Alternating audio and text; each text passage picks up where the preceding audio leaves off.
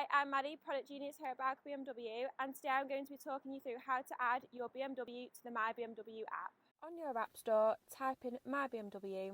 This one will come up, select and download. Once you've logged in, this page will come up and select Add My BMW. Yes, I've received it.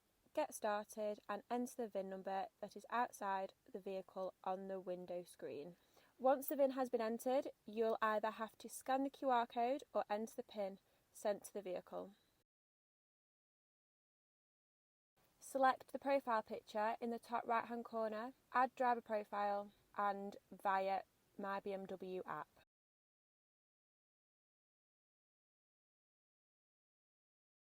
This means it's connected. This is how to connect via code. Select intercoms, onto BMW messages. The code is there and you type that code into the phone. Once you have entered the security code, I will confirm and you're all set. Thank you for watching. Any queries, please don't hesitate to contact us here at BMW. Thank you.